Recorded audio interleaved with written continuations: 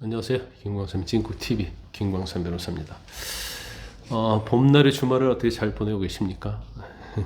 오늘은 시사적인 걸 여러분에게 좀 말씀을 드리려고 합니다. 여러분 아마 연세가 좀 있으신 분들은 장영자 사건을 잘 알 거예요. 워낙 희대의 사기극이었는데 그것도 장영자는 사람이 38세 여성이었거든요. 30대 여성이었는데 30대 여성이 7,111억 원짜리 어음 사기를 통해서 세상을 발칵 뒤집어 놨죠. 그때 뭐 경제가 굉장히 흔들흔들했습니다. 재계순이 상당히 손가락 안에 드는 그런 회사들이 이제 망하면서 장영자 이철이 사건이 그 당시에 연일 막 도배가 됐었어요.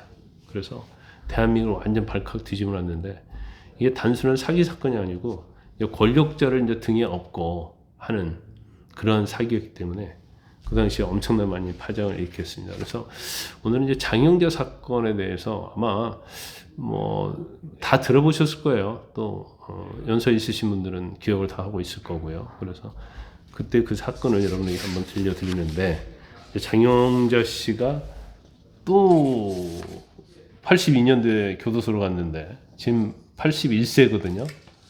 그런데 다시 5번째 수감이 됐어요. 그래서 이 사람은 처음에 교도소 구치소 갔다 왔는데 왜 이렇게 계속적으로 상습적으로 사기 사건을 저지를까? 그런 부분에 대해서 좀 말씀을 드리려고 합니다. 일단 오늘 영상 시청하시기 전에 구독과 좋아요, 알림 설정 부탁드리고요. 여러분의 의견을 달아주시면 감사하겠습니다. 일단 뭐 세상을 발칵 뒤집어 놓은 장영자가 그 당시에 38살이었어요. 그때 이제 짜장면 한 그릇에 고작 한 600원 정도 했고요. 그 다음에 국립대 등록금이 50만 원이 안 되던 시절입니다. 뭐 제 기억으로는 제가 그때 대학을 다녔는데 한 48만 원, 7만 원 했던 것 같습니다. 그런데 7,111억 원짜리 어음 사기. 그러니까 이거 어마어마한 돈이에요. 뭐 지금으로 따지면 제가 볼 때는 뭐 한 7조? 7조 넘는 돈이겠죠. 그래서 그때 1982년 5월에 장영자 미결수 번호가 396번이었어요. 그래서 이 수영복을 입고 포승줄에 묶여가지고 왔었는데 그때 이제 반성이 아니고 옅은 미소를 지었다는 거 아닙니까? 그래가지고 장영자 이철이 사건은 그 당시에 단군 이래 최대의 사기꾼이라는 그런 타이틀을 얻게 됐습니다. 근데 이제 사기를 치려고 하면 뭐 큰 돈을 사기치려면 이제 뒷배가 있어야 하거든요. 그 뒷배가 화려한 인맥이었어요. 그래서 일단 장 씨는 숙명여대 메이퀸 출신이었습니다. 그래서 미모가 상당히 했고요. 전두환 전 대통령의 배우자가 누구예요? 이순재 여사잖아요. 이순재 여사의 삼촌이 이규광 씨인데 그 이규광 씨의 처제였어요. 그래서 일단 뭐 장영자는 1970년도부터 권력 주변하고 어떤 권력층과 굉장히 밀착돼 있다 이런 인상을 이제 계속 심어주고 이제 그걸 가지고 자랑을 했겠죠. 그래서 특히 그 당시에 중앙정보부에 재직 중이던 남편이 있기 때문에 남편이 중앙정보부에 재직하고 있어. 그러면 얼마나 사람들이 더 믿음이 가겠습니까? 그러다 보니까 자금난에 시달리는 그런 기업들을 자금을 지원해 주는 거예요. 그리고 몇 배에 해당하는 이제 어음 할인 유통을 받는 거예요. 그러니까 뭐 어음을 받는 거죠. 자금 유통해 주고. 근데 뭐 예를 들어서 20억을 해줬다. 그러면 어음을 100억짜리, 200억짜리 받는 거예요. 그 돈을 가지고 계속 할인을 받는 거죠. 갖고 돌리는 거야. 이제 그래갖고 2등을 챙겼는데 결과적으로 그게 계속 그렇게 갈 수는 없잖아요. 그래서 어음이 이제 부도가 나오고 그 당시에 도구 순위 8위였던 공영통원하고 철강업계 2위였던 일신제가 이제 부도가 납니다. 그런데도 법정에 나왔고 내가 무슨 죄를 졌느냐 이런 식으로 얘기를 했어요. 그래서 결국 법원은 처음 이때 어음 사기 사건 7,111억짜리 사기 사건으로 징역 15년을 선고합니다. 그때 장영자가 뭐라고 얘기했냐면 나는 권력 투쟁의 희생자다 이렇게 얘기했어요. 그런데 일단 뭐 징역 15년 받았잖아요. 그런데 수감 생활은 일단 1992년도에 15년 받고 이제 가석방으로 석방이 됩니다. 그런데 출소 한 1년 10개월 만에 또 140억 규모의 차용금 사기 사건을 또 벌여요. 그래가지고 또 여기서 징역 또 4년을 받습니다. 그러다 또 뭐 운이 굉장히 좋아요. 1988년에 광복절 특사로 또 풀려납니다. 그러다 또 2000년에 국권 화폐 사기 사건으로 다시 구속이 돼요.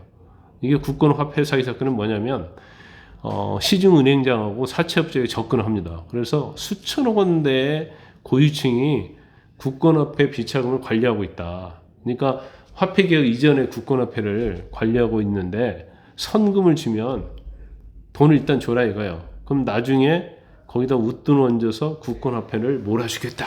이런 식으로 사기를 치는 거예요. 그래서 240억 원대 이제 사기 행각을 벌입니다. 그래가지고 2006년 법원이 장 씨에게 징역 10년을 또 선고합니다. 그러다 또 1992년에 이전에 이제 가석방 됐었는데 이게 이제 취소가 되는 거예요.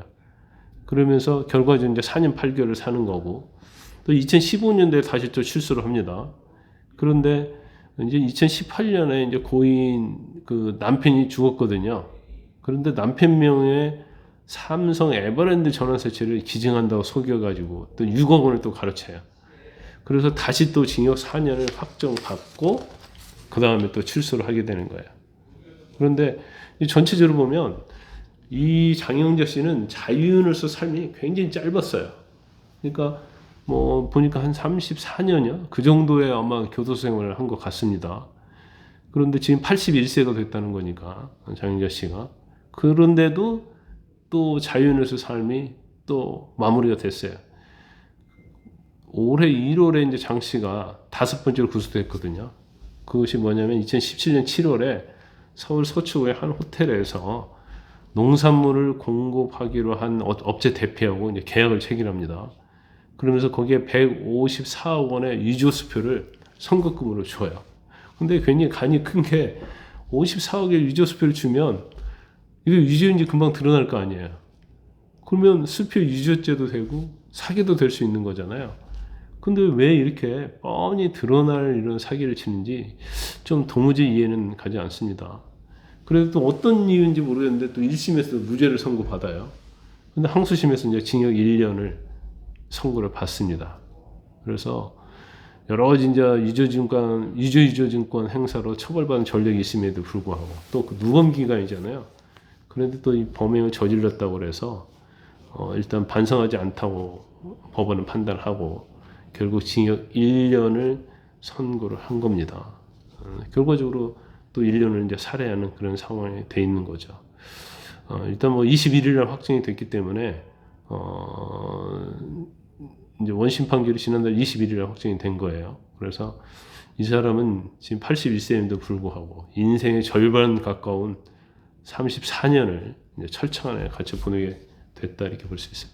근데 이제 사기는 약간 상습적인 측면이 많아요. 그래서 3번 사기를 친 사람은 계속 사기를 치는 경향이 많더라고요.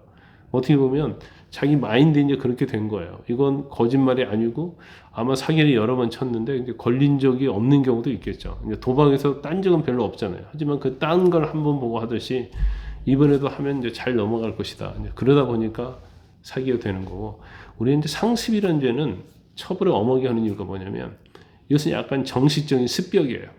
그 습벽을 가지고 사람을 계속 사기를 치는 거기 때문에 습벽이 있는 경우에는 형법에 상습죄를 붙이죠. 그래서 형량이 굉장히 무겁게 처벌하는 겁니다. 편안한 주말 보내시고 다음 주에 뵙겠습니다.